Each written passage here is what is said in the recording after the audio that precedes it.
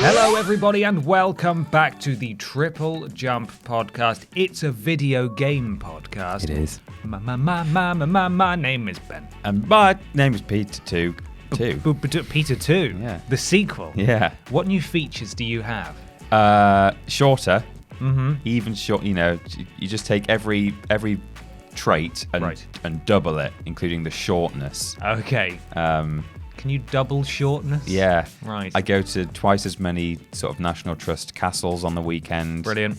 Are many of those DLC or... Yeah, all of them. Okay. And I've got 2 fiancés now. Wow, I was going to say, are you multiplayer now? Yeah. The first one was a single-player, narrative-driven experience, and now you're a free-to-play battle royale shooter. I am. Peter 2. Yes. In cinemas, confusingly. Yeah. Very, very soon. Weird. Welcome back to the podcast, everyone. This is a video game podcast, as we said. Someone tweeted me a link to a recommended video of the 2017 Indoor TripleJump Championships. Oh, right, okay. That's popped up for them. Sorry about that. We are winning the fight, though. We are mostly, yeah. We'll have to do sort of a check-in every few months just to see what our standings are. Oh, and by the way, it's our 50th episode. What? It's our 50th episode. We're hitting so many milestones at the moment. We've been going for just over a year. We've just hit the 1 year milestone. We've just done episode 69 of Worst Games Ever since the very beginning of the format. Nice. Episode 50 of the podcast. And we've hit 50,000 subscribers. We're just about to hit 51,000 subscribers already. It's growing pretty fast. And by the way, this week we did a live stream celebrating the 1 year anniversary of the first stream we did as TripleJump. After the redundant jump business. Yes. And we had to do it on Friday because the actual anniversary was the Saturday, which is the day that this is released. Oh, well, so there you go. So this is officially the anniversary of the first appearance of us as TripleJump as well. Wow. It's a lot, isn't it? We should have commemorized is the actual correct word there. Yes. We should have commemorized the redundant jump video. You think? Yeah. It's still unlisted on the back end of YouTube. We should have just done still private. Maybe we should have just done a fake rebranding video on that day, whenever that was, probably like a week or so ago. We already gave them all a heart attack with the Triple Jump Isn't Changing video titled. Triple Jump is a lot becoming of people. Quadruple Jump. Yes. And if anyone has bought any Triple Jump merch in the last year, we will send a free replacement. We will refund all of it. No, we're not doing that, thankfully. What we should have done to commemorate the occasion, though, is perhaps a decorative collectible spoon or plate. Do you have a preference? A spoon, because I can use it as a shovel. That's true. You could dig a big old trench for yourself when you make those fun comments sometimes. Yeah, definitely. Like in Chicken Run, they use spoons as spades. Fun fact, not really the correct podcast for this anecdote, but I used to collect commemorative spoons. Did you actually? Yeah, I had a few. And then once I bought a few of them and then lost interest, that was the thing that my family knew to get Ben when they went to a place. Oh, no. So I just sort of stockpiled these little teaspoons in plastic cases. I had one for P&O ferries, I think was the first one I ever bought, because honestly, probably because I just didn't have a lot of money and I was on a ferry. And you wanted to buy something. Yeah, and I thought, well, that looks premium because it's in a little display case. And then that was it. I was the spoon guy. Spoon boy. A spoon boy. Like salad fingers. Exactly. Rusty spoons. Exactly. So look out for triplej.mup/shop. There will be a Triple Jump spoon. I had a little silver spoon from when I was, not from when I was born. I was going to say, was it in your mouth? My mouth. From when I was baptized, someone got me a little, I think my godmother got me a little Peter Rabbit silver spoon in a display case. Did it have a picture of James Corden on it? No, it didn't. It was pre-sacrilege. Brilliant. Yeah. Right, let's get on with the podcast, shall we? This podcast is, of course, sponsored every week by a fantastic company who we fully back and believe in because they've given us money to talk about them real. At the beginning and the end of the podcast. This week, it is, we're sponsored by a game. Oh, okay. It's called Warcraft 3 Reforged Edition. Mm-hmm. That's Warcraft 3 Reforged Edition. Is that a commentary on the quality of the Reforged Edition? Or? Absolutely not. No, this is a separate game. Oh, it's a separate... This is a completely separate game. So you may have heard of the other game that's sort of come down with a blizzard of bad reviews. But this one is actually... It's for people who can't necessarily... who don't have the disposable income to waste on Warcraft 3 Reforged Edition, which is, perhaps appropriately quite poor. But Warcraft 3 with all of them. Reforged Edition, it's made out of paper and cardboard. So you get what you're paying for. It's not expensive, but you get little cutouts of the men and women and orcs and orcsuses. Yeah. And you get to push them around your little paper map. And it's Warcraft, not because it's bad, but because it's for people who can't afford because it's for poor the people. bad Warcraft. Is that what you're saying? Yeah. Okay.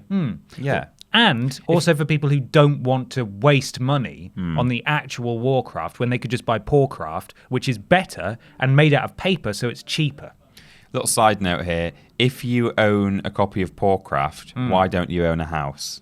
Is my question there. Absolutely. Yeah. Well, the problem is that a lot of people who do own Warcraft do own a house, which is, it's a paradox and therefore proves that this is not real. Oh, it's pretend. We were playing pretend. Warcraft 3 isn't real, but Warcraft 3 Reforged Edition very much is, and we will talk about that more a bit later on in the podcast. It's time to begin with a question, which, Peter, comes from our fantastic patrons over at patreon.com/Team TripleJump. They are the true sponsors of the show each and every week. There are various tiers where you can get rewards. $1 or higher, though, gets you access to the weekly podcast posts that go out on Tuesday. I post them every Tuesday, and they run until about lunchtime or afternoon on a Wednesday, which is when I take the questions and put together our running order for the show, which we record on Thursday morning. So any amount, $1 or maybe even more if you want to get access to other things, or maybe you just want to support us a little bit more financially, that's absolutely fine. But you will get access to the weekly podcast post and ask questions just like Christian Sturt did. Christian Sturt did. Christian Sturt begins with a little note to the lads, or ladies, it says. Ladies. Referring to us. Or ladies. You are on a half-century of podcasts. Congratulations, I've listened to them all. Do I win a prize? Yes, a spoon. Oh, good. And episode 51. There you go. Anywho, my question. What video game franchise, it must have 3 games to count, has its best games in the middle? Franchises are supposed to make a huge impact initially, but also go out with a bang. But which fail to do that and instead do most of the hard work in the middle? As always, you're the best. Thank you for your work, Christian. You're the best, Christian. Thank you very much. Yeah. I've got 3 that sprung to mind immediately. And they're all from roughly the same sort of 2-year period. Okay, mine aren't. Because there haven't really been any trilogies this entire console generation. Yeah. Because games, big games take more and more money and time to make. I'm going back to the PS3 time. Right, yeah. The PS3 zone. I've got one from the PS3 zone and one from before then. Thing is, these didn't have to be trilogies as part of the answer to the question, but it's kind of easier. At least 3 games. Yeah, it's easier to get your head around beginning, middle, and end if you're just dealing with 3. So I was also kind of just thinking about trilogies. Yeah. But also mine are, the middle one is the best, but, they still started with a bang and went out with a bang.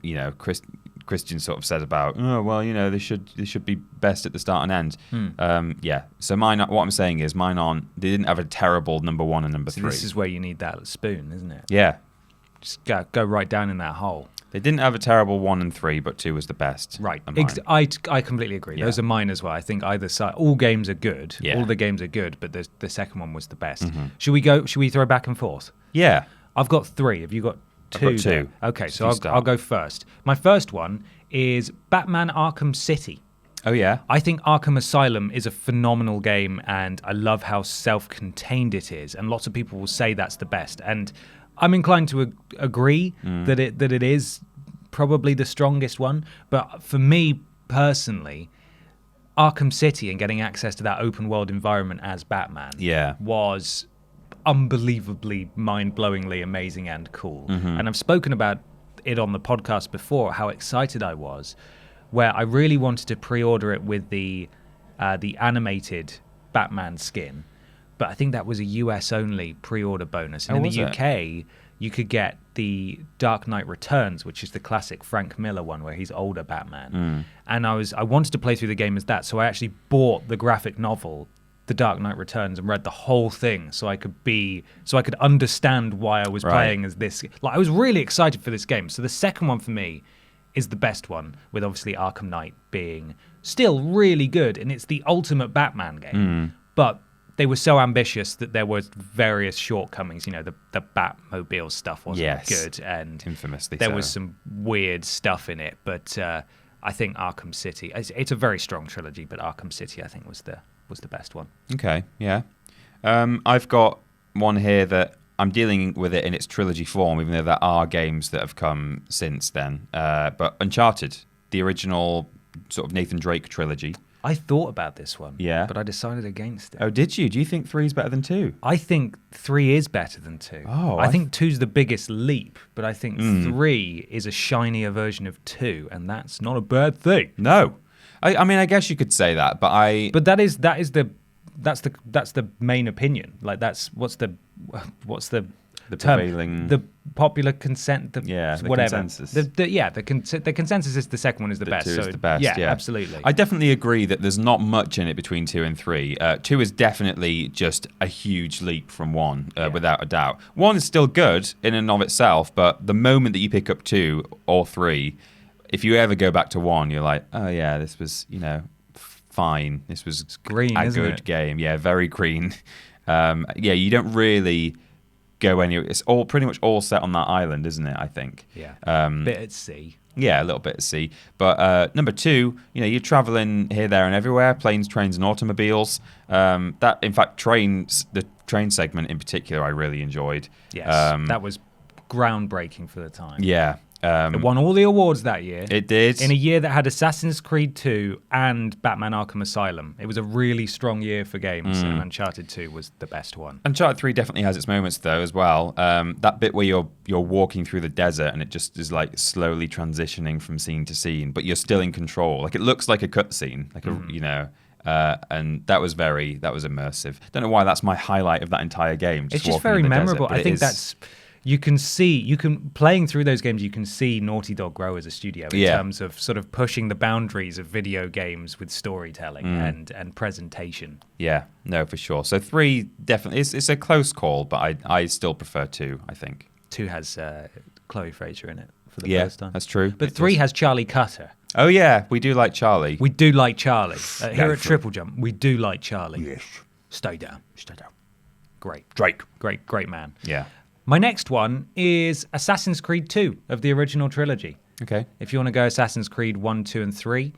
Didn't like 1. Didn't you? I've said this before. I just did not like it. And it turns out I'm not actually alone. A lot of people couldn't really get into the first one. I just found it quite dull. Loved the idea, but found the setting and the characters pretty boring. And I got a bit bored of it. And it didn't feel, obviously as the first game, didn't feel as refined in terms of assassinating and jumping off rooftops and stabbing folk and so on. Not saying it's a bad game. Just worse than most. Just worse than most. 2 blew my mind. I got it way after it came out. I loved the meta game of you having this mansion that accrued wealth over time that you could then spend on stuff. So I used to just leave the console on and have my works of art tick up money over the time period. And I also thought that just make your coffee as loud as you. Everyone's having a chat out there now. I found the sort of the actual real world stuff to be at its most interesting during Assassin's Creed 2. Oh, really? About them being in the present day version of this ruined mansion and stuff, and going around and finding secrets that I knew were there because I was just there in the past. Right. I thought that was really cool. And Ezio obviously is, great character. Really like Ezio. And then 3, the American Revolutionary War, I thought it was really boring. Yeah, no. I thought, what's his name? What's the main character? Is it Connor? I can't remember. I would know if I saw it. Would you like me to stab it, Lieutenant? Yeah. I think it's Connor. Thought he was really, really boring as a character. I thought everyone involved was pretty boring. I mean, I'm not small-minded enough for it to stick in my craw that I was killing British soldiers. Right. I didn't care about that. That didn't bother me. But I just found it really tedious in a way. Everywhere looked the same. The free running wasn't as good either. No, exactly, because there were trees. A founded, like a recently settled area. Yeah. So all of the areas looked the same. And I remember being really frustrated because when I was in a town and there was like a fortified Castilla or whatever, where all the soldiers are, barracks or what have you, I couldn't get over the walls because I wasn't allowed to yet. Yeah. And I was like, I'm free running at them. And then I had these I finished it, but I didn't think it was, I honestly didn't think that game was very good. That's one of the occasions in these games where I will say I didn't think Assassin's Creed 3 was very good. But Assassin's Creed 2, excellent. Love that game. I agree that it was the best of the trilogy, but I did also enjoy 1. You say a lot of people didn't, but I thought 1 was pretty good. That lady who came up with that series, I think she's the one who's now working for Google Stadia. Oh, right, yeah. At that studio. Mm-hmm. So I'm hoping to see big things from her. Yeah, exciting. Yeah. My last answer is the Spyro trilogy. Now, this is a question of what I think is the best quality game. Not my favourite. Spyro 1 will always be my favourite, but that's heavily based on nostalgia more than anything else. Right. And I'm well aware that, gameplay-wise, Spyro 1 is not the best. Spyro 2 and 3, of course, have all sorts of, their orb challenges in Spyro 2 and their egg challenges in Spyro 3. But, you go and do all manner of things with little vehicles and creatures and God knows what. And Sheila. So you could argue that in 3 there's so much more gameplay variety because you get to be Sergeant Bird and other people. But I don't really like playing as any of the alternate characters in Spyro 3. I don't think they control very well. I don't really like some of the levels either, or I think they're less sort of distinguishable. Some of them kind of blur into one in my head. Now, it doesn't help that it's the game I played the least, but maybe it's the game I played the least because I find it the least exciting. Yeah. Whereas I think 2 definitely has its own identity, and every level seems very different from all the others, and lots of fun orb challenges. Don't have to play as a wink-wonk character, but you've got, new exciting things like special abilities like head bash and other ones, swimming. So I think there's a lot to be said for Spyro 2, just in terms of, in a more objective sense, if I put my nostalgia to one side.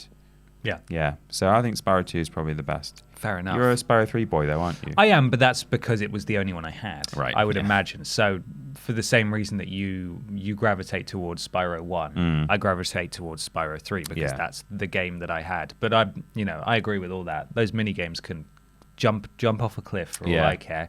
What, you don't like shooting from the hip as a weird space chimp with a laser that doesn't work properly? Yeah, with enemies that just about? Constantly respawn until you destroy the generator. Awful. Yeah. Awful. Great. But I do love that game, though.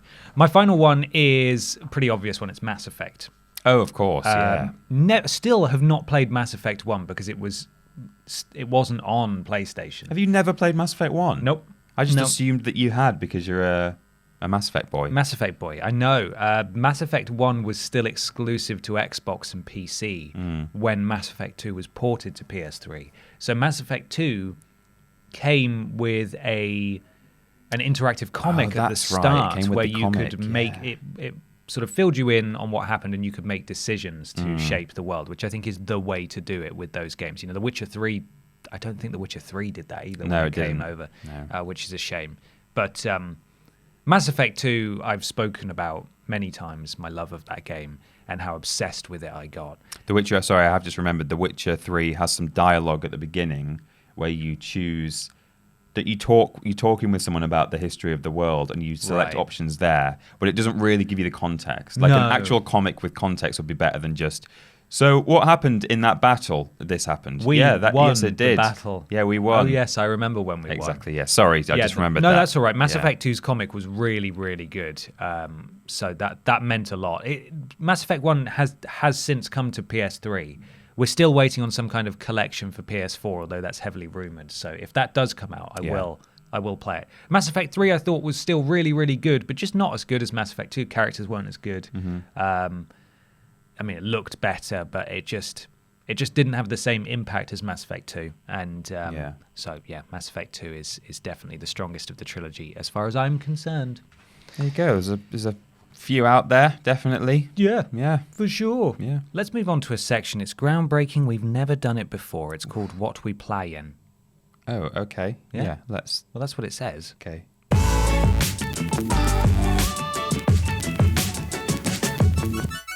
Peter. Yes. What you playing? I've been playing 2 games. One of the games that I played was a bit of Star Wars Battlefront 2 because they've just released BB-8 as a playable hero. What on earth can he do? And also the evil BB-8. What on earth can he do? They're pretty much the same things as BB-8. Right. Unfortunately, I never really got the opportunity to play as them. So I only sat down and played a little bit of it, but it never rolled around, if you'll So that's annoying, because pretty much the only reason I've not played that game in a month or more, which is quite a while for me.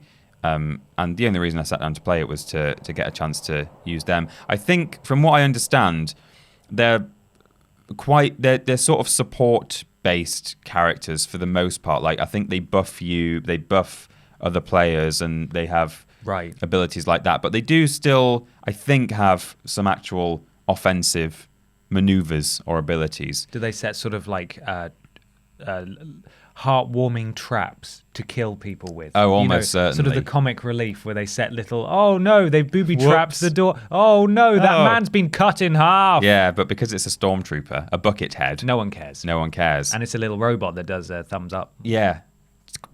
So I will definitely try and play more of that between now and the next podcast, so that I'm able to say it's good or it's not good to play as BB-8.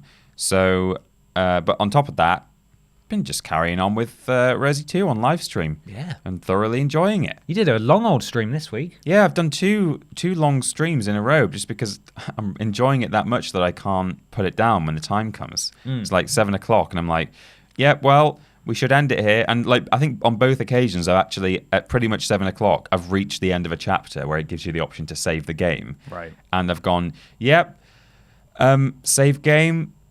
Gonna carry on playing, still playing. It's now 7:45. I'm just gonna get up to this bit. I'm just gonna do one more. But that just says, how good the game is and how much I enjoy it. It's, as I've said before in previous podcasts, it's one of my favorite games of all time, I think. Yeah. So just thoroughly enjoying that, to be honest. Yeah. It's still good, as it was Fantastic. last week. Well, speaking of streams, I streamed The Sims 4 this week. Yes, you did. And I streamed it with Jack from Cultaholic. I had no idea that it had been a long-standing dream of his. Almost, he said it wasn't really a dream. It just sort of became a running thing, a running joke, that he wanted to do What Culture House when he was at What Culture, but it never came to fruition. And now we've done TripleJump and Cultaholic House. So the stream was us creating me, Simone Milher, as voted for by the viewing public, and then is that just a legally different name? It's just female Simon Miller. Oh, it's a female. She's jacked, bro. God, I'd love Simon Miller to be my mum. Is that a weird thing to say? Well, I did once edit a video where he'd gone and played Injustice 2, I think, at an event, and he said, "I want to marry Batman so I can become Mrs. Batman." Yeah. And I photoshopped him into a dress, a wedding dress. He looked beautiful. I bet he does. I bet he's beautiful in a dress. He is. Anyway, he could be your mum if you ask him. He's a nice man. I think he'd allow it. Yeah. So we created Simone Milher, and then on top of that we did Ross, Sam, Jack, Adam, and Tom. Yes. Because you only have 8 places, 8 slots in the house, so we were limited anyway. Yeah. And that was the whole stream, was just creating those people. And I had a mini heart attack because I briefly flashed back to being at school, because we were trying to be nice when creating them, but we put Adam Pacitti in his wrestling attire from when he had a very brief wrestling career as AJ Hazard. So we put him in these tiny little gold shorts. Yeah. And he's just suddenly opened the stream room door and just went, "We need to have a chat tomorrow, Ben."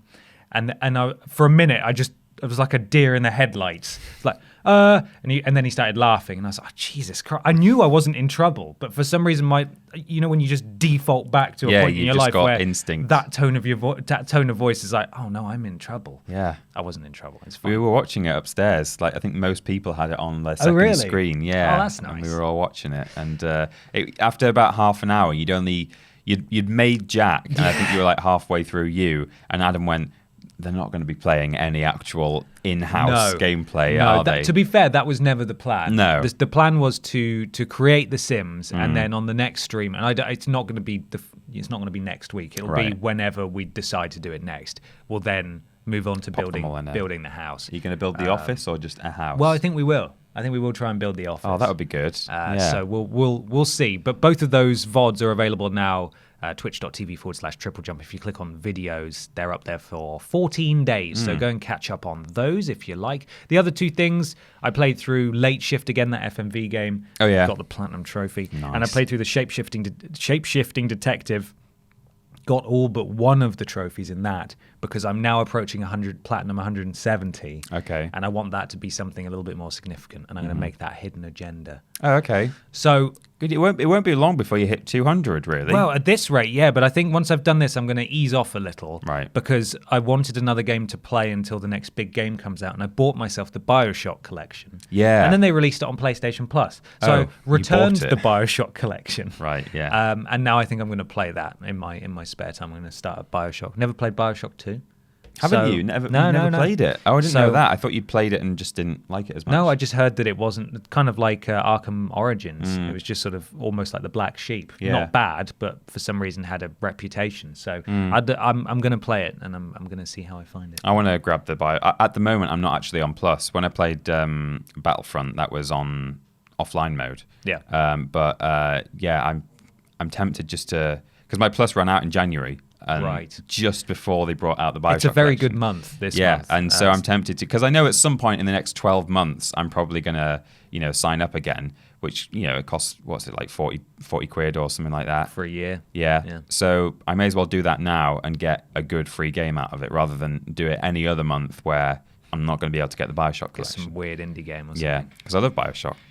Yeah, it's excellent. I have a BioShock tattoo, so I feel like I should at least play through all of them. Yeah, maybe so. I love 1 and Infinite, but when I played through 1, I was a bit of a coward, and I may have just sort of sprinted in areas because I wasn't quite as good with horror games. Right. And I know it's not a horror game, but it's very tense. It's a bit spooky. Yeah, so I'm ready to go in properly and do this thing. Nice. Do it. Do it. Question 2, Peter. I've gained a mug. It's suddenly appeared.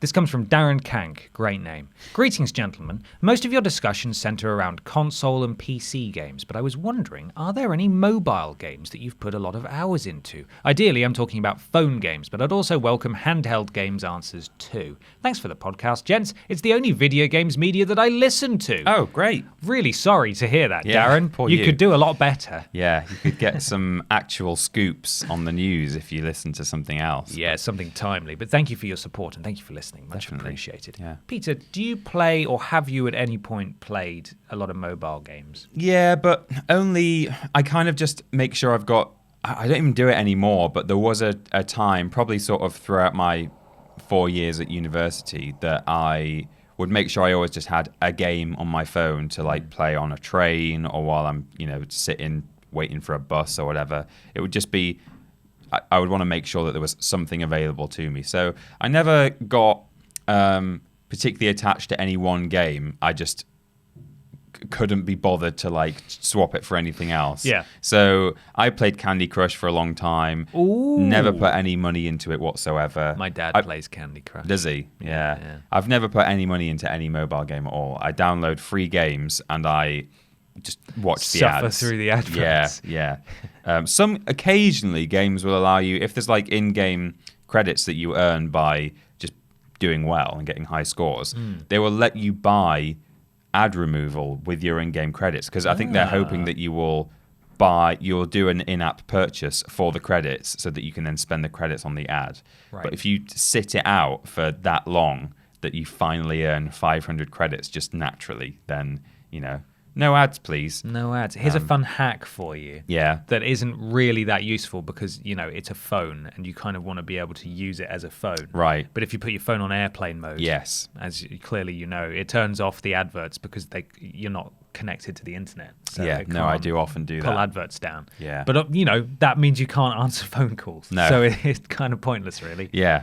No, definitely. Other than that, I played the crap out of Snake 2 on my old Nokia. Forget about it. That was probably my first mobile game that I ever played, and I thoroughly enjoyed it. Yeah. And then at the moment, the game that I've got on my phone that I sometimes play is just called Perfect Tower, where you're just dropping shapes that precariously stack. That sounds like a rip-off of Tricky Towers. Probably is. I don't know what Tricky Towers is. Which is a fantastic game. Tricky Towers is on pretty much everything. It rings up. Really I've heard of it, but I don't know. You go head to head. Oh. Like stacking next to, with your friend and stuff. Right. You have power-ups that you can knock their tower over and make ice blocks for them and stuff. Sounds like a non-free version of that. Yeah, Perfect Tower was just one that I think was advertised to me on something like Instagram, and I was like, oh, that looks like one of those sort of somewhat satisfying games to play, and It's free. I'll press that actual Instagram ad for the first time in my life and download the free game. Brilliant. Yeah. I don't play any mobile games and haven't for a long time, mainly because I didn't have space on my old phone. I've just got a new phone. It's an iPhone 6 still, just because I don't want a bigger phone. No, it's and you fine. want headphones. Yes, I want headphones, and also it's got more space than the old one. That's the main reason, and better battery life. But I didn't play games because it would kill my battery, and I didn't have a lot of space. And also, I just didn't want to play games on my phone. I don't like it. I don't like smearing my fingers all over it. I'm not a fan of that. But when I used to, the sort of quick, easy throwaway game that I had was iCopter. Oh yeah, which is that there's a billion with the same name, and you're a little helicopter or something going from left to right along the screen. You have to tap it, and when you tap it, you'll go up. A bit like Flappy Bird, but less sort of extreme when you're going up and down. There's like a tunnel that you're going through, randomly generated tunnel with little obstacles inside it. Sometimes you can change the speed. You get a high score. I remember that was one of the first things I ever downloaded when I got my iPhone 3G. Oh yeah, about 10 years ago, and my friends and I used to take it in turns to see who could go furthest and stuff. So that was that. There's what we learned from our we never talk about it, but what we learned from our BAFTA experience. When we went to BAFTA. You remember when we went to BAFTA? I remember. Yeah, remember BAFTA? We don't talk about it very often. But when we went to BAFTA, what we learned is that actually there are some really, really amazing mobile games that people put a lot of time into that are really thought-provoking and make the best use of the medium. Like there was that one, I can't remember what it's called. I'm sure someone will know. And it was nominated then. For a mobile award. For the Mobile Game Award, where it would basically act as... it was between two lovers or two partners who were in a war zone, right, in the Middle East, and it would act. The correspondence would come through as push notifications, that looked like texts. So it would make perfect sense to be on mobile, or on your phone. And there are plenty of games like that are really clever and really well put together that aren't just Candy Crush or stacking blocks or flying a helicopter through a tunnel. You played Pokemon Go, didn't you? No, I didn't. Didn't you? No, I didn't. People in the office at the time were playing it. I thought that you were part of... I was very much aware of the explosion, and it took me ages, and I finally downloaded it. I played it for maybe 10 minutes, and then I stopped. Oh, no. Yeah, never got into Pokemon Go, as much as I love Pokemon. So that's not even one that I can mention. Right. But one that I have mentioned before is called 80 Days, which is one of those apps. Oh, yeah. Where a lot of effort was put in. And I played it on Steam. You have to get around the world in 80 days. I think it's best on iPad, personally. And you get to decide which way you make your way around, and you have certain resources. You have to just get around the world in 80 days. I think you are Phileas Fogg. Yeah. And you've got your assistant who's with you, and you get into various hijinks, and you get to make decisions about what you do that night in the city, if you get a night's sleep, or if you go out on the town and stuff. And it's presented in this really beautiful art style that's all very stylized. That game's really good, but that's pretty much the only mobile game that I can actually talk about. Right. But if you want to get into handhelds, then obviously I've had a lot of handhelds. Yeah. You talk about pretty much any Pokemon game and you're golden. If you talk about golden, you're talking about Persona 4 Golden, which is the one on Vita, which obviously I played the crap out of. But that's about it, really. We don't play many mobile games, so sorry we can't offer any more than that. But there are fantastic games out there, and I'm sure there are websites dedicated to covering that kind of stuff. I just remembered there was that one where it's like a zombie apocalypse, and it uses an actual map of where you are, and there are red dots moving around on the map, and you have to run through the streets and avoid zombies. It's like a real life... Try not to get hit by a car. Well, yeah, it's like you're integrating into real life. Like you've just got this map, and you're like, oh, there's zombies down there and down there. I've got to run this way, and they're just. Is that AR? Is that what that is? It's like, in a way, it's AR. I mean, it's not really, is it? It's just a map. I guess technically it is AR, but yeah, just sort of integrating integrating real life into games or what have you. Yeah. There we go. Hope that helps a little bit. Right, Peter. It's time for something a little bit strange. Do you want to try a mobile phone for it? You might. It's weird news.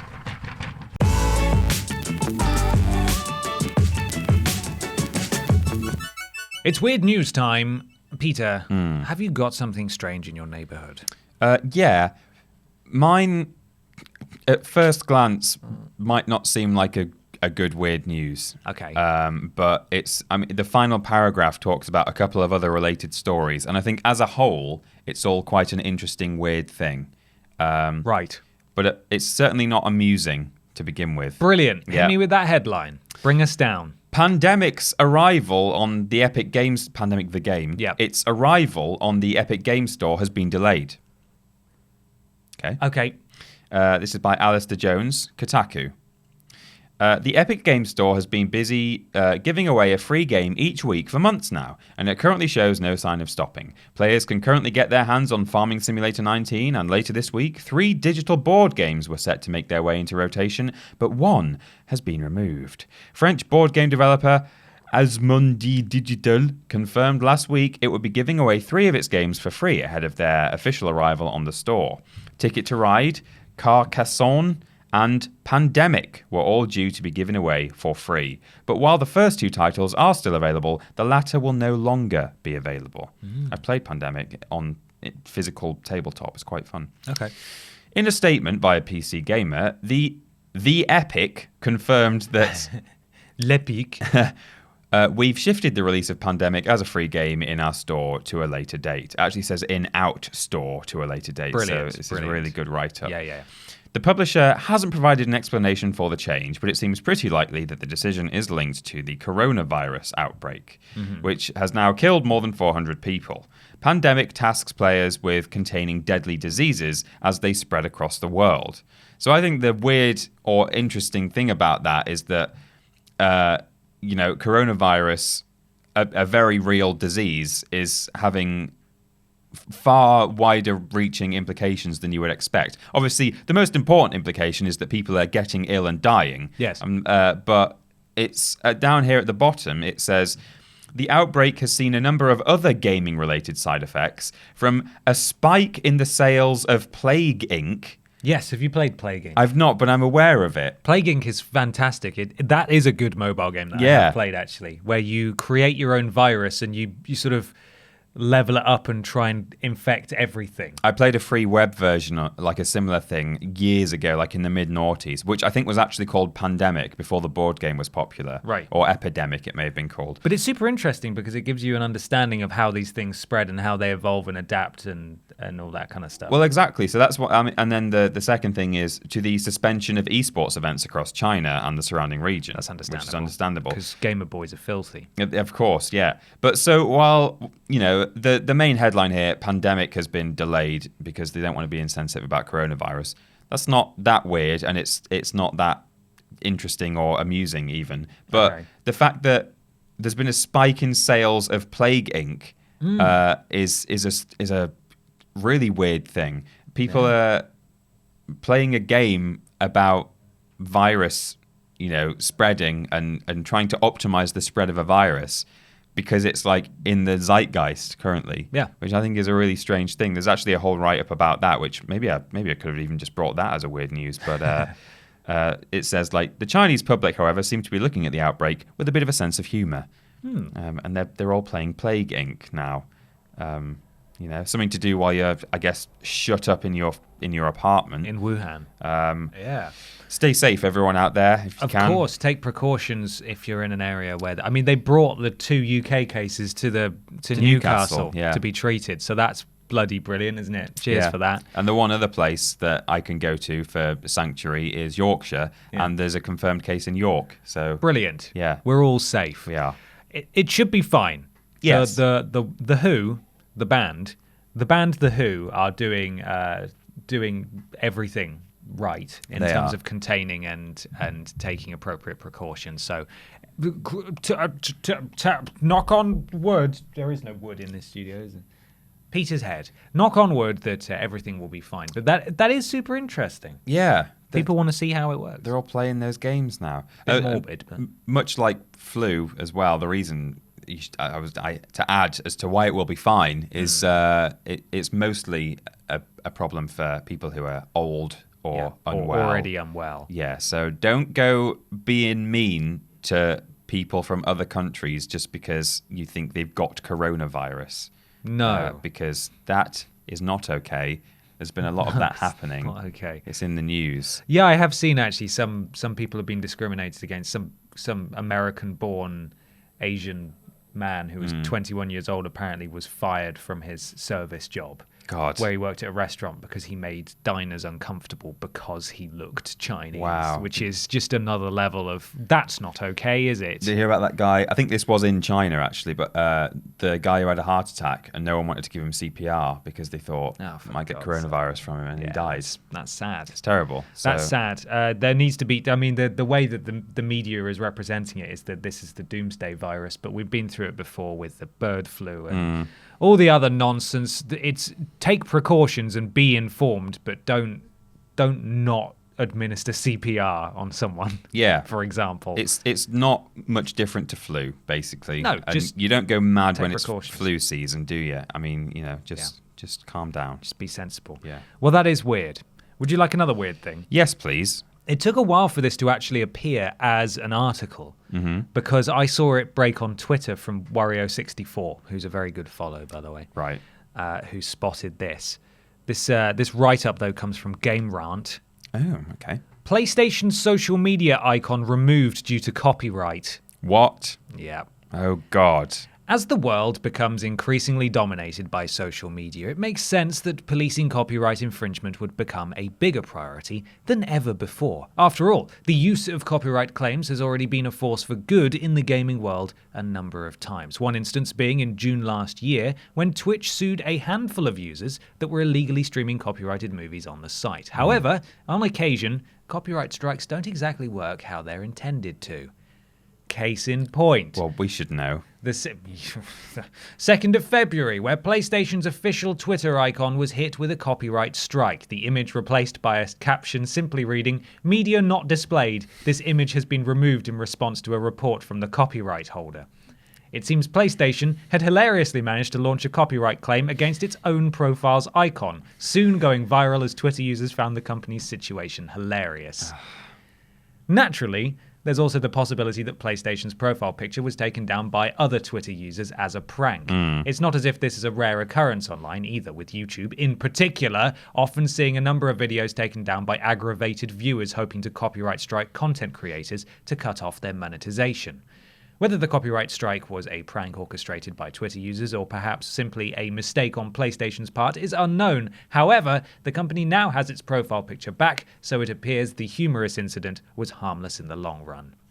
That sort of exposes a flaw in the system, though, doesn't it? Because it says this has been taken down due to a complaint by the copyright holder. Yeah. Now, PlayStation clearly didn't deliberately target their own social media profile. No. So it wasn't that PlayStation looked at the PlayStation profile and went, no.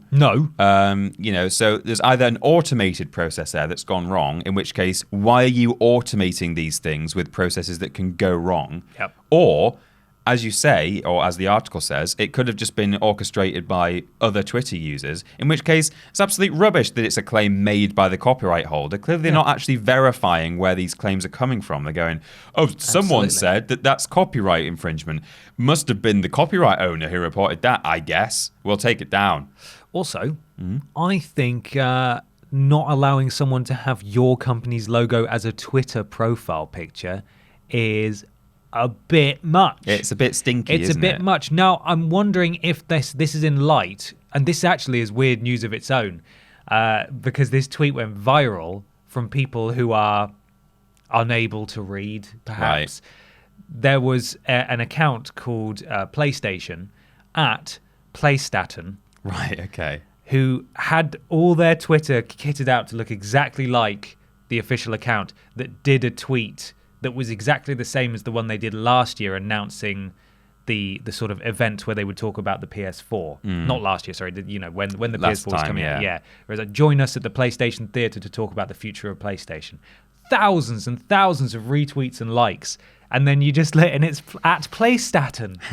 So I don't know if this is in response to that or if it's just them clamping down again. But God, that seems petty. We've spoken before about you having Twitter content, important content that you've made that had licensed music in, and that was taken down on Twitter, what it was now, which is surprising because there's no way to monetize it. So you weren't making any money off it. No, it was just for entertainment purposes. Just got sent a bulk email with everyone's usernames in it. That's a breach. Seems like a bit of a breach of privacy. Yeah. Just a big bulk takedown. Crazy. Well, there we go. It's all sorted now. It was sorted quite quickly, and I was searching around for a couple of days for some kind of article about it, and none were appearing because I think it was just so fast. You thought, I'm going to have to write my own. I'm going to have to just bring the tweet along. This is weird news from Ben Potter here. Yeah, Thank you, Ben me, Potter. Well, at Wario64 on Twitter. Thank you very much. Let's move on to question 3. This comes from Caroline O'Brien. Yes, it does. What does Caroline say? Hi, Ben and Peter. Hello. It's a long one. It is. Thank you for submitting a meaty question, Caroline. Girthy. Hi, Ben and Peter. I just watched 1917 on the weekend. Great film, by the way. Definitely worth seeing if you haven't already. I haven't, but I want to. Yeah, me too. I enjoyed Dunkirk, which is similar. And I've noticed a few people commenting on its relationship to video games. I can't speak today. Most noticeably, someone on Twitter asking if they should go see it, as from the trailer, they had assumed it was just another video game-esque war film. How dare you! There have also been a few reviews praising it for not being too video gamey, whatever that means. I have to admit this stuck in my throat a bit. It seems to me that these opinions are being purported by people who have a rather narrow view of what video games can be. Like the recent media claims that games are all violent and mindless, this reporting seems to suggest that video games are incapable of having interesting storylines. Am I being too sensitive here? In my opinion, 1917 was very much like a video game in the best sense. It reminded me of The Last of Us in terms of storytelling and characterization. But mainstream media seems to think comparing a film to a video game is an insult, whereas I feel they're both different but strong ways of telling meaningful stories. And of course, many games are duds, but so are many films. Anyway, I'm rambling now. What are your opinions? We'll tell you, Caroline. Let's play devil's advocate. Right. You see my big horns on my head? There they are. I'm ready to condemn some foul souls to hell for eternity. You're going to advocate Satan. Yes. Yeah? That's me, satanic advocate, Ben Potter. Things can be compared to video games in the sense that, well, it's a bit Call of Duty, isn't it? Where there's big explosions and ridiculous set pieces and stuff, but that's where the devil's advocate ends, because Call of Duty has come a long way since then. Yeah. And also, those games are inspired by action movies from the 80s. Yeah. So... And also, I think it's one thing to say that a film is a bit specific video game, Call of Duty, for example, Right. or whatever. It's a bit Manhunt, this game. Yeah. This film, sorry. But I don't know what it means to say that something is or isn't video gamey. Yeah. Because the only thing that all video games share is the idea that you're in control of what's going on, of the action. And even then, walking simulators are only borderline, you move a character around, but pretty much it's like a film that's just being presented to you. Yeah. So to say that something is video gamey is just such a broad strokes thing. You should at least be saying, oh, it's a bit like one of those action-packed first-person shooters, or it's a bit boring because it was just like Command and Conquer. The entire film was just a top-down view of a battlefield or something. But to just say something that something is video gamey doesn't even make sense as such.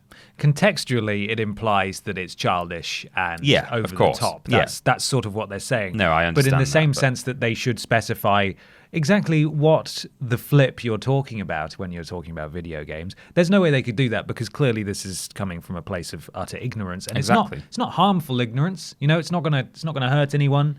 It's not gonna perpetuate negative stereotypes. It's in many ways it's petty, and I'm not calling Caroline petty, but we've all been there, because this is clearly a hobby that everyone listening cares about, and they're just. What they're doing is they're dismissing the biggest entertainment industry in the world by just saying it's a bit video gamey. And it is annoying, and education is the way to sort that out. But I'd argue that the kind of people who are saying these things are not going to suddenly start playing video games. No. And to sort of draw a parallel in a really, really fun way to politics, what I will say is that increasingly generations now are growing up more aware, more accepting, more tolerant, and ultimately the bulk of the people who are causing, quote unquote, the problems, in this case not knowing what a video game is, they're increasingly going to leave these jobs where they're in a position where they are of influence and can talk about video games or films being a bit video gamey, or they're just going to die. Yeah. And then they're gone. And increasingly, those positions are going to be overtaken by people who have grown up with video games and know better than to say, 1917, it's actually really good. I thought it was just going to be a bit video gamey. But it's like, what does that mean? What are you saying? You're right in that,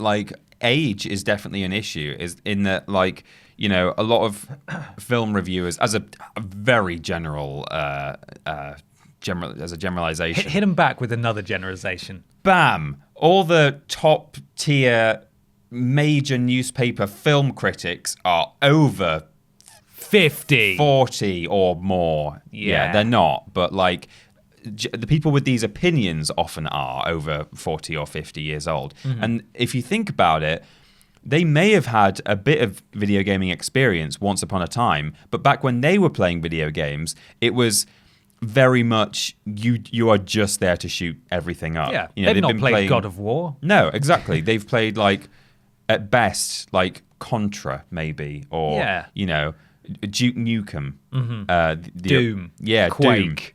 Exactly. Like so they may have played those games once upon a time. They're no longer sitting at home with a PS4, playing The Last of Us or Uncharted or God of War or even, Spider-Man or anything like that. They think that all video games are just running around either driving round and round a track or shooting every single thing that moves. Yeah, they're a waste of time. Yeah, and they're inane and they have no story or depth to them. That's what their understanding of video games is. Absolutely. And I feel like video games have got it stacked against them because you play games and they're called games. So anyone who's not aware really of what a game is just sees that and thinks, well, you play it, then it's it's trivial. It's like hopscotch doesn't have a narrative. Exactly. You just play it. Yeah. It's a waste of time, that kind of stuff. So you're absolutely justified in that sticking in your craw a little bit. What I would say, though, is that this kind of thing is so exhausting. Yeah. To have to what I would say is we all know what these things are. These people that have these opinions, as it's not damaging to society, don't even waste your breath on them. Just try to tune them out, because we all know that they're just talking from a place of ignorance. Useless.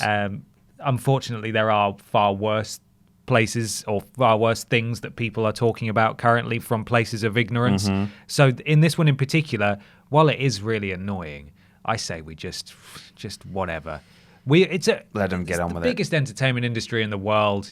Screw them. If they don't understand it, they're literally just preaching to the choir, really, aren't they? Yeah. They're just going to be talking to the people who share those same views, and chamber. Those people are increasingly going to not be present until it's just people who actually understand what's going on. If there's an opportunity to engage in a conversation with someone about video games, like in real life, then absolutely do it.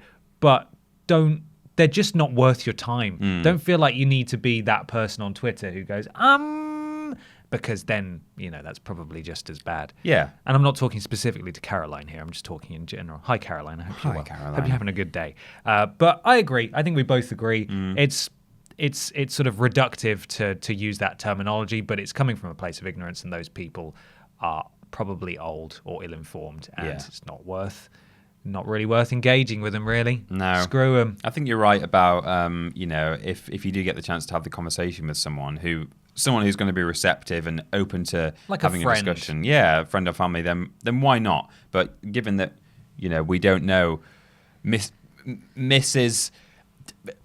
Mary Hate Games, that's her name. Roger Ebert, he's dead. Yeah. Then you don't need to worry about it. I'd be interested to have a conversation though with my parents or my grandparents about games, because I know they'd be open to hearing about it, and they would probably come at me with like, oh well, so my understanding is do you just like shoot everyone? That sounds really horrible. And if I was able to just tell them like, no, look, like maybe if give me 10 minutes of your time and just sit them down in front of like a well-chosen moment from a video game. Untitled Goose Game. Yeah. This is a video game. The opening from The Last of Us. Yeah, I don't think they'd like that one as much. This is a game that's like really critically acclaimed for its narrative, and like, oh, okay, yeah, let's see this. And then the first 10 minutes is just that. I don't think that would convert. We're not saying video games don't have a way to go before they're appreciated as they should be. But we're getting there. Yeah. And if anyone still has that attitude, that's the same attitude people had 20 years ago. Yes. And if they're still holding it, then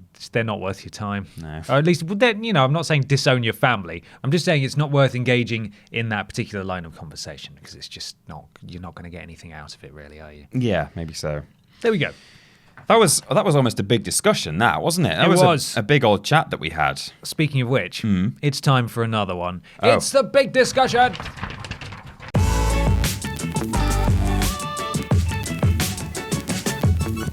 Big discussion time. This comes from Rudy Manchego. Oh, I love Manchego. Have you ever had any? No. What is it? Type of chidge. Is it? Cheese, it's a chidge. I love a chidge. I think it's sheep's cheese. Oh, maybe not. And but it's that doesn't sound nice, but it's very good. Don't talk to me about sheep. And I can eat it. Don't talk to me about sheep's cheese without just feeling sick. Really? Yeah. Well, therefore, it's the best cheese.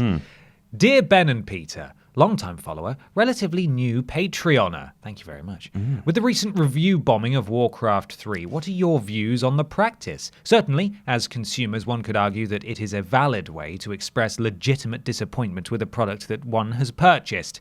There has also been some cases where this has helped to reverse unpopular decisions from publishers. However, it is also ripe for abuse, as clearly many people like to hop on the hate train just for the pure sake of it. Do you find chaps see it as a legitimate model for dissent, or do you think this kind of behaviour is giving the word mob a bad name.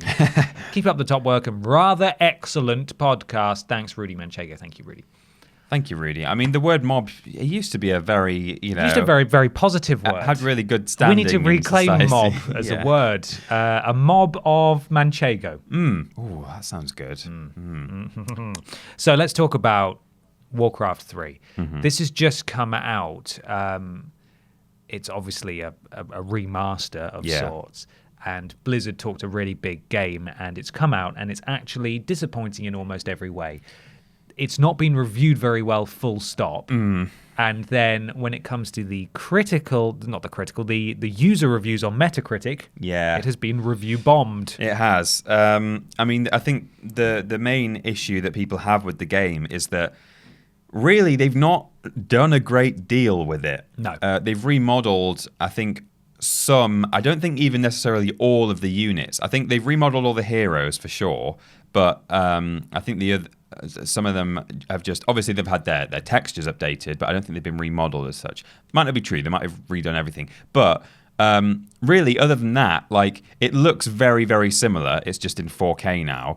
And they said they were going to like overhaul the UI, and they actually don't seem to have done that. I think it's just been a bit of a disappointment because Warcraft 3, very good game, still holds up. I played a lot of Warcraft 3 once upon a time, and I would, although I haven't done in many years, I would happily go back to it, and I know I would enjoy it. And I kind of feel like I would just play Warcraft 3. I wouldn't pay good money for what is supposed to be a new game or a remastered, brand new, fresh version of it, and apparently isn't. In some places, they've supposedly made it worse as well. Right. There are some things that are actually worse than they were in the original. And I might be wrong here.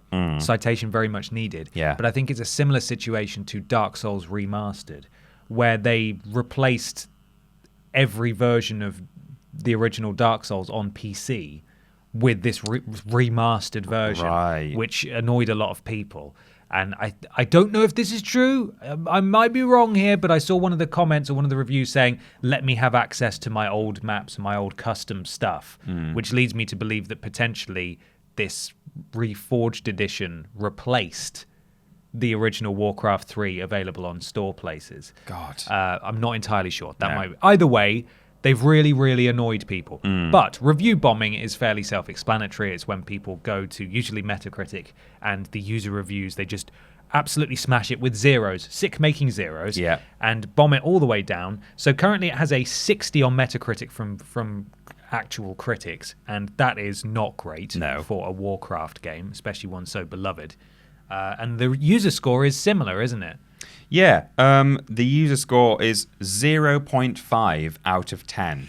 So or when you 5 out of 100. Yeah, when you say similar, I mean, it's not similar to 60%, given that it's 5 out of 100. No, it's not good in a loose sense. Yeah, so, that is clearly the result of people going absolutely insane. Because surely, I mean, it's not... It's like we say when we don't allow a 0% review score on Worst Games Ever. Yeah. It's not a 5% good game, is it? No. It's ultimately... I'm in two minds because Rudy's right. That it is a very valid way of voicing your frustration as a purchaser. However, there's no way to verify purchases like there is on Steam, for example, with reviews. So anybody can leave those reviews. While it can get the message across potentially that you're annoyed, it then does genuinely not help people who are looking for user reviews. No. Because they look at it and I mean, job done if you want to disrupt a company's business, I suppose. I don't know how many people put stock in user reviews, but, someone might come and look at that and go, oh, God, no, okay, never mind. Or, oh, that's really annoying, actually, because I'd quite like an honest consumer's review rather than a critic's review. Yeah, that's my main response to the question would be that I think, number one, you need to make sure that it's being done in a place where there is verification of purchase, which in some places you don't have to have you don't have to prove that you've bought and played the game in order to leave a review. So that's really bad because people find out about this review bombing and go, yeah, right, I'll do that then. Yeah, okay. Oh, Blizzard, they're the ones that done the Blitz chung, aren't they? Yeah, exactly. Which they're not doing well, are they, at the moment? No. Blizzard. They're on a roll. It's like Bethesda. It is, actually. It's a lot like that. And then, as you say, it's not actually helpful for people who want a genuine, like, actual breakdown of, how good is this game? Don't tell me how good it is in comparison to, well, even in comparison to the original. Maybe I do want to know how good it is, but it's not 5% compared to the previous game. I would have thought. Mm-hmm. But the only other thing that it makes me think in terms of verification of purchase is, do these people? I don't know if anyone would go out of their way to do this, but would some people even go as far as to buy the game just so that they can leave a negative review? If it's a place that requires you to have played it, do you think people are doing that as well? They might not be, but I don't think so. Steam obviously is one that actually, in people's reviews, it says how long they've played the game for as well. So you can see, I hated this game, half an hour on record. It's like, okay, well, maybe it's just not for you then. I don't know. I don't know that there is a good way to go about this, because if you really are upset and angry about a game's reception, there aren't many avenues you can take. You can not buy it, but really you want to communicate with the company that, no, this is actually really bad. Yeah. What can you do? A petition? Those do nothing most of the time. What's that going to do? This is the putting on my horns again. This is the only way that you make companies pay attention and you make websites write about the situation, is by doing something that is actually quite damaging and a little bit extreme, really. There should be a middle ground, but I don't know what that would be. You're right, because actually coming into this discussion, what I was going to say was I actually think this is a really bad practice, even in terms of a way to show dissent. I was going to say what I think people should do is give a truly, genuinely honest review and a percentage that reflects what they think about the game. People who are fans of top-down RTS fantasy games like the original Warcraft 3, really, if you think about it, at the end of the day, if they play this game, they're probably going to think it's okay. I understand that they're saying some really bad decisions have been made here by Blizzard, and I really don't like some of these decisions. But that doesn't take a game from being 70, 80, 90% in some people's view, the original, down to 5%. Takes it to 60. Exactly. That seems about right. Literally, yeah. I am much more inclined to believe the critics' reviews on this. Yeah. Fundamentally works, but disappointing. Yeah. So in some ways, I think that I'm completely against review bombing, and I think everyone should just be giving an honest review. But then when you put it like that, what other way is there to tell companies that no, this is categorically not okay what you've done here? Yeah. Maybe that is the only way to do it. Which is really frustrating. Yeah. And it has happened before as well. We've got a few examples here. Battlefront 2 obviously has a very low user score. Yeah. It's got 1.2 out of 10. The game Devotion by the Taiwanese studio Red Candle Games was review bombed by Chinese players after they discovered an in-game poster that referenced the meme of Xi Jinping censoring the character Winnie the Pooh. Yeah. That one, that's objectively funny because flip that guy. I mean, this one's pretty shocking to me. Gears 5 was review bombed on Steam primarily by players from China after the game was pulled from sale in that region. Yeah. So is that whose fault is it that it was pulled from? Did China say this game's too violent, we're not allowing it? Because then that's really harsh on Microsoft. Well, yeah, exactly. In that instance, it's a small spurned player group, and it's not even. I don't think it was even Microsoft's decision. There's a Wikipedia page that's in the link dump all about review bombing, and this is one of the cited examples. It was published by someone else in that territory, right? And they decided to pull it, so it was nothing to do with Microsoft. But they would still suffer because the review score is global. The review score has been bombed by Chinese players. Yeah. It continues. Death Stranding was review bombed on Metacritic upon its launch. I'm not entirely sure why. It might be because it was exclusive. It might be because it was weird. I don't really know. But, of course, as you might expect, given that it's the internet, there are some not great reasons for review bombing games. And in these instances, it is genuinely damaging for no good reason whatsoever. Yeah. So we've got one here.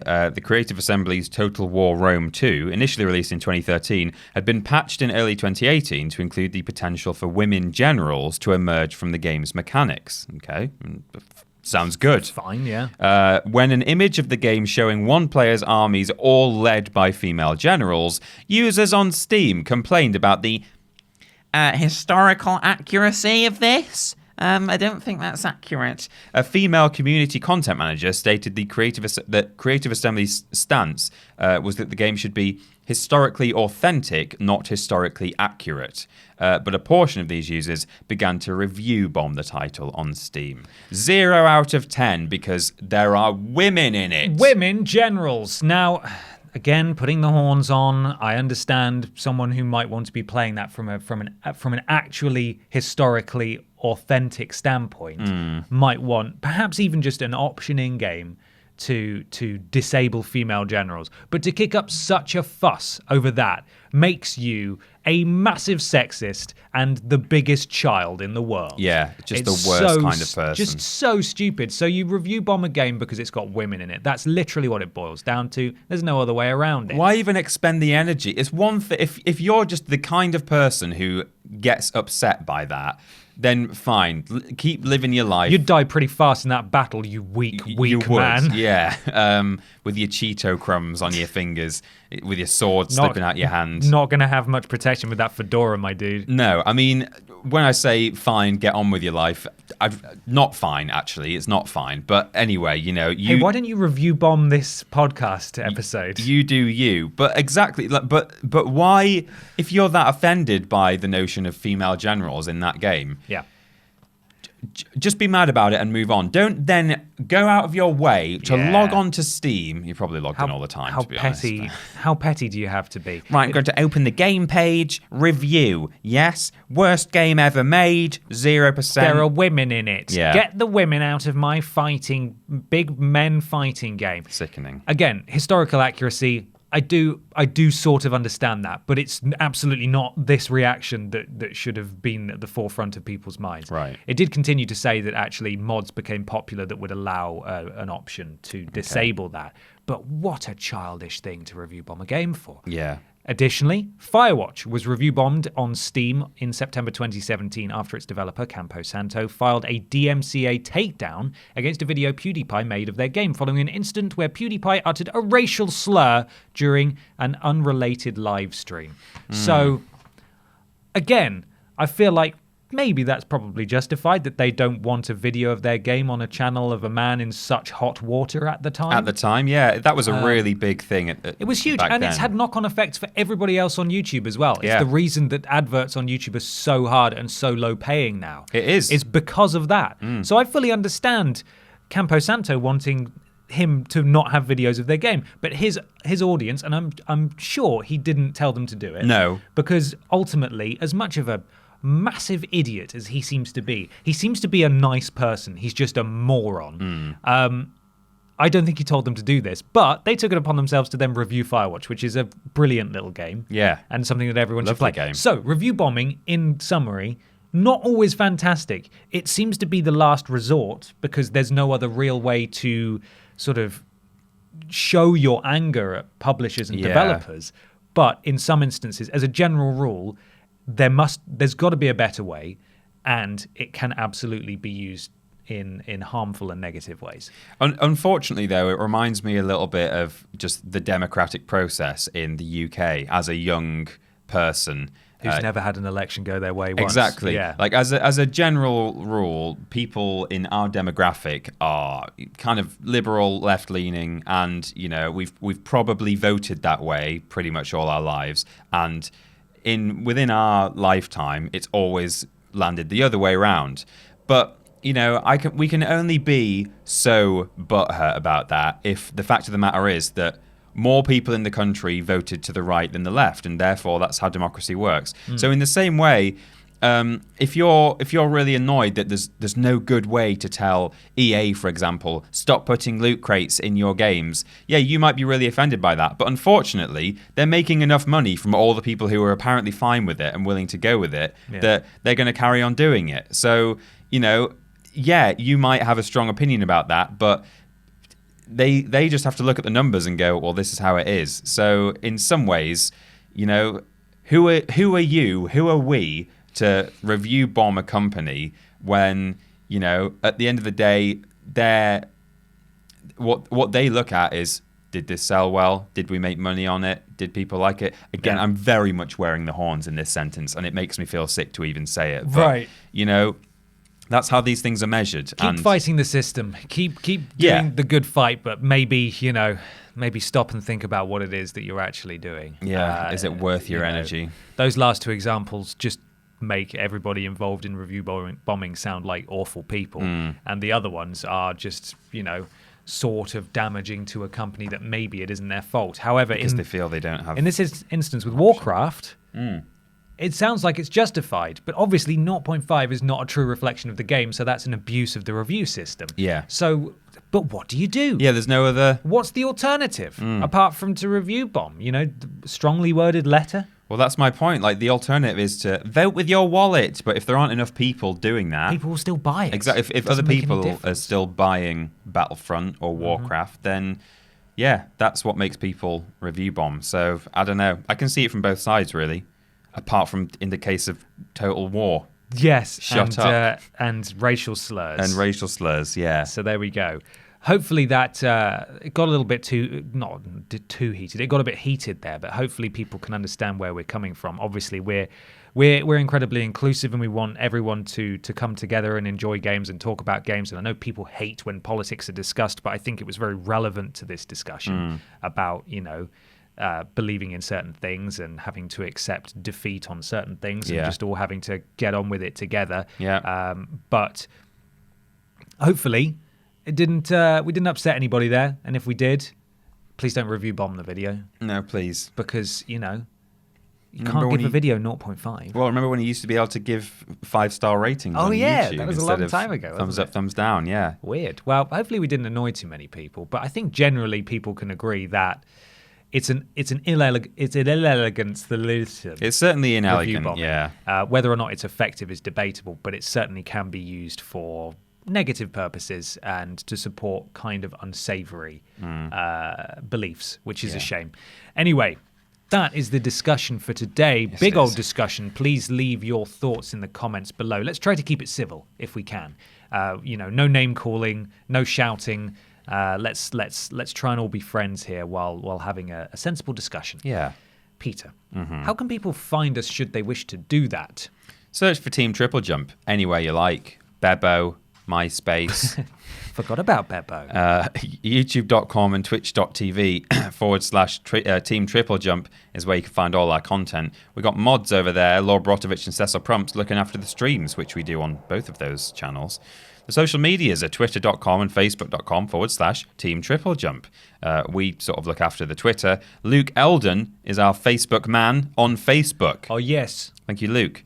Patreon.com/Team TripleJump is where you can go to get all kinds of little extra bonuses, including asking questions on this podcast, going into an exclusive room in our Discord, which is bit.ly/Team TripleJump. Mods over there, Jack, Joe, and Crimson Dragonfly.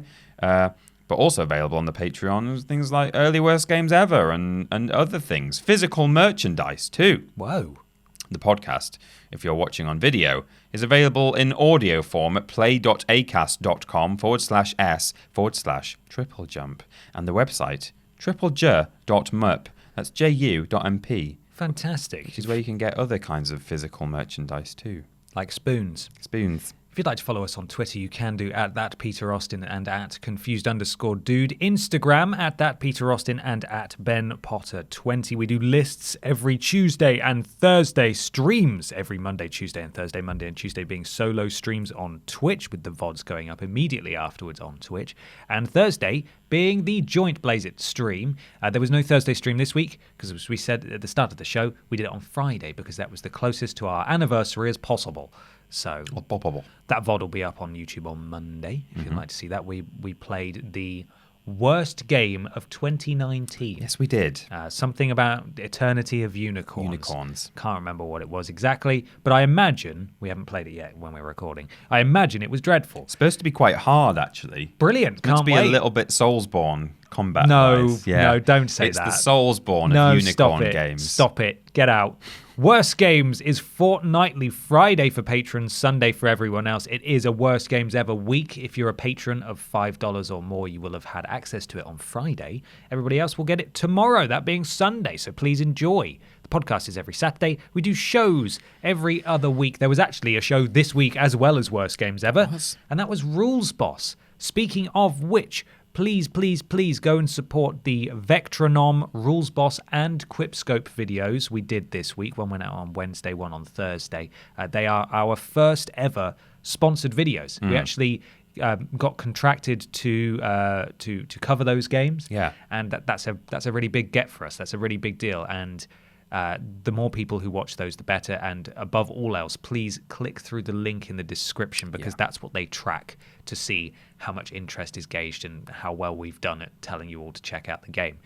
So please do that. Very much appreciated. Rules Boss, we did a really fun challenge with it. Yeah, we did. I enjoyed it, actually. It was really good. Well, Peter wasn't allowed to listen to it, and as a rhythm action game, that's a bit of a challenge. So please go and watch that. And while you're at it, leave us a review on iTunes or your platform of choice. It helps something to do with algorithms. Which leaves just enough time for Ben to read our sponsor. Yes. It's not Vectronom today. The sponsor this week is Warcraft 3. Maybe you see that Warcraft 3 Reforged edition, you think, I don't want that. No. That is, it's been review bombed. It's got 5% rating. Got 5% rating. I don't want that. Maybe something a little bit more affordable that I know what I'm going to get. And if it's different to the original, at least I know it's going to be different to the original. Yeah. It's called Warcraft 3. It's made out of paper, very affordable. 3 monthly installments of 49p. Oh, okay. And we will ship you over the course of 3 months various pieces of Amazon boxes, used Amazon boxes, of course, and cereal boxes, and some vague instructions as to how to construct your very own little sprites, and a sort of map for you to push them across with, perhaps some kind of long stick with a thing on the end, like they do from World War II. Yeah. That one. The mere notion of 3 monthly installments of 49p is just... I'd rather just pay it all in one. It's frightening, isn't it? Yeah. It's a frightening prospect. Yeah. So go and check that out now at poor.craft.3/paper.buy now. Oh, my voice is gone. Buy now. It's time to buy now. Have a good weekend, everybody. We'll see you soon. Bye. Bye now. Now. Say bye now. Bye now.